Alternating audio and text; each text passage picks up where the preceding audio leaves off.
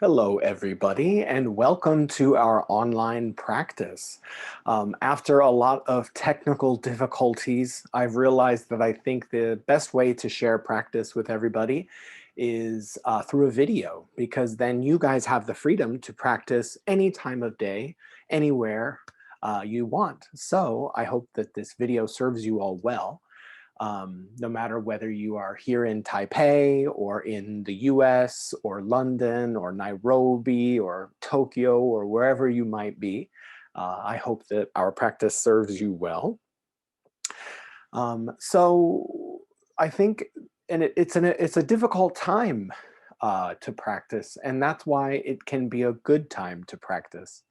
With COVID raging around the world and still many countries struggling to deal with it, um, it kind of brings us back to the sort of the core nature of practice is that practice is for us to learn how to navigate our relationship with ourselves in this moment, right? Um, and although we may miss our sanghas that we are not able to be with, our practice community that we might not be able to practice with right now, um, it's a good time for us to really engage with what the Buddha was talking about in the Rhinoceros Horn Sutra of the early Buddhist canon, when he talked about the importance of being able to be strong in our practice by ourselves, right? Just like the horn, the single horn of the Asian rhinoceros, right? Just like that horn, being able to be strong, have a strong center in a clear direction with our own practice, even if we don't have other people to practice with us, right? And depending on where you are joining us from, you might not have a sangha, you might not have a practice community. In many countries, Buddhism and Zen is still something that's hard to access. So I hope that our practice and the resources I have available online can serve you well. So yes, so I hope this practice will be helppful to you. You can tell I'm not a YouTuber. I'm not going to be getting one of those silver plaques on my wall. I'm recording this on Zoom right now. So like everybody has to do, I'm just trying to do my best in this situation.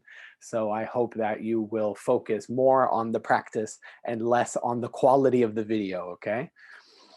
So a quick reminder about why we practice, right? Why do we practice? From the time we're born until the time we die, we experience a lot of things and we meet a lot of people. We have a lot of experiences that give us likes and dislikes, things that we want, things that we don't want. And our mind becomes full of all of these ideas that define how we relate to this moment, how we relate to the world right now, right? But all of this thinking and all of these ideas, they create friction with how things actually are sometimes, right? For instance, when I was leading practice once in Korea, in this really beautiful temple on the north side of Seoul, um, as we were sitting in practice, an older gentleman's phone rang. And it didn't just ring once. In our more than an hour long sitting, it rang 3 times, right? And the first time when it rang, everyone was very Buddhaic about it. Everyone was very peaceful, like, oh, yes, these things happen. Okay, okay. But then the second time, people were a little frustrated. You could start to hear a little bit of, right? And then by the third time, people were angry, right? You could tell people were frustrated. But why were they frustrated, right? If our practice, the reason why this practice community that I've started is called Just This Zen is because that's what this practice is about. Accepting this moment as it is, just this, right? And if that is really the direction of practice, to be at peace with ourselves in this moment as it is right now, then a phone is part of that moment. The ringing of the phone is a part of that moment, right? That's another thing that we have to be at peace with, that we have to accept, right? But why can't we accept it? Because we have a picture in our mind of how this moment is supposed to be, right? When I practice, everything is supposed to be quiet. Everything is supposed to be peaceful, right? There aren't supposed to be noises. There aren't supposed to be kids running around. There aren't supposed to be phones or nagging thoughts. These things aren't supposed to be there, right?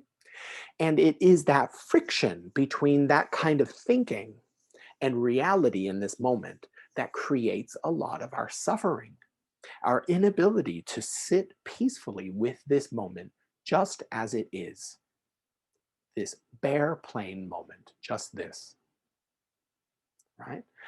And that is really what I hope you can get at with this practice, is a bare, quiet engagement with yourself and with this moment as it is, plainly, right? In our practice, we don't use music. There's no special practices, no fluff, nothing. Just us sitting quietly, focusing on just this, okay? If you want to know more about how to sit and sort of more details about how to manage your mind and the physical position of sitting, then I suggest you watch my guide to meditation video that I have posted on YouTube. That guide to meditation video can help you know all of those things.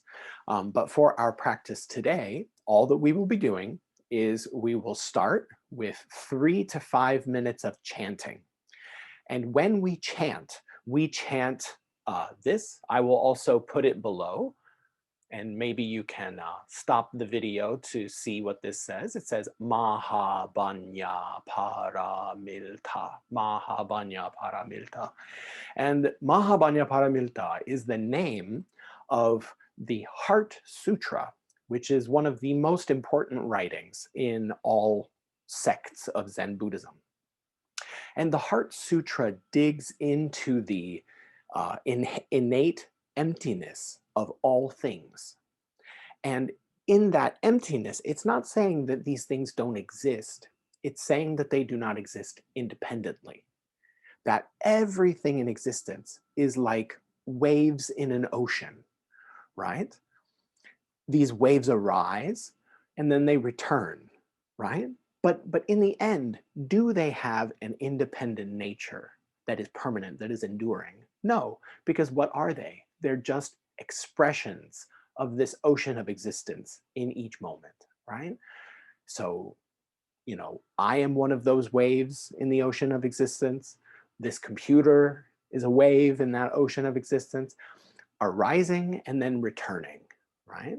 So at some moment, I came to be, and at some moment, I will not be anymore, and I will return, right? And that is really sort of the idea of the Heart Sutra, is that none of the things that we experience have an enduring independent reality. They are all by nature empty. And that is a wonderful, important core message that I think is important for us to remember. And that's why I chose the name of this sutra to be what we chant.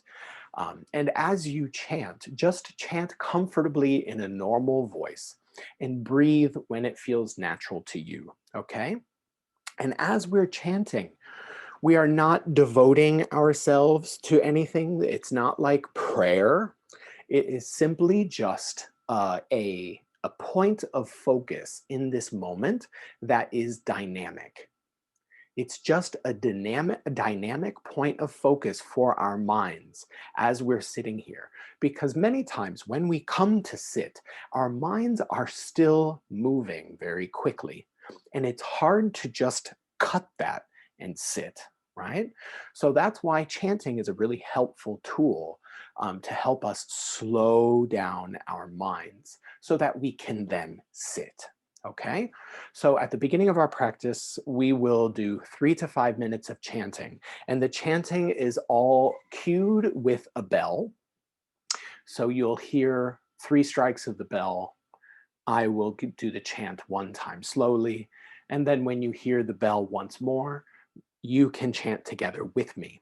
And please, I hope you will chant with me. It's a really wonderful practice that does help your mind slow and prepare you better to sit. When you hear the final hit of the bell, I will chant 1 more time slowly, and then you will hear the chukpi. And the chukpi is a stick in Korea that we use traditionally to signal the different parts of sitting, okay? So you'll hear three hits of the chukpi, and that signals that our sitting has started. We will sit for 20 minutes, and after those 20 minutes, you will hear, we'll stretch our legs, and then we'll stand. And traditionally, we would walk at a natural pace in a circle around the songbang, around the practice room. But in our apartments or in our homes, we might not have that space. So I would suggest you to just stand and walk and just stretch for a few minutes, okay? You can just take that as 5 minutes of your time to stretch, but stay in this moment and listen carefully, because when you hear, that means we need to return to our cushion, and then we will all sit together to practice again for 20 minutes, okay? And when the second 20-minute period is finished, that is when we will be done, and you will hear 3 times, 1, 2, 3, and our practice will be finished, okay? So that is how we will continue today.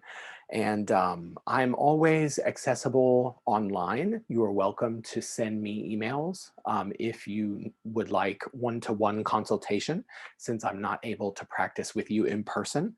My email address I will put at the bottom of the screen. So feel free to pause the video, write that down. And if you would like serious one-on-one Dharma consultation, you're welcome to ask me and I'll help you as best as I can. And also, if you would like access to Dharma talks, I have more than 30 Dharma talks on our website, justthiszen.com. And if you go to that website, you can learn more about my background as a teacher and also gain access to all of the different Dharma talks that I have been sharing with our group. So, okay, I think it's time for us to get started. Okay, so I hope this practice serves you well.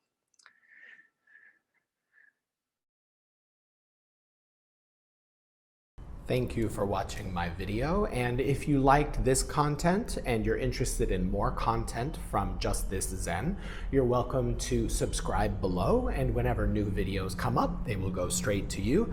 And also, you're welcome to visit our website, justthiszen.com, or follow us on Twitter with justthiszen1 as our Twitter handle, or on Instagram at justthiszen. Thank you for watching.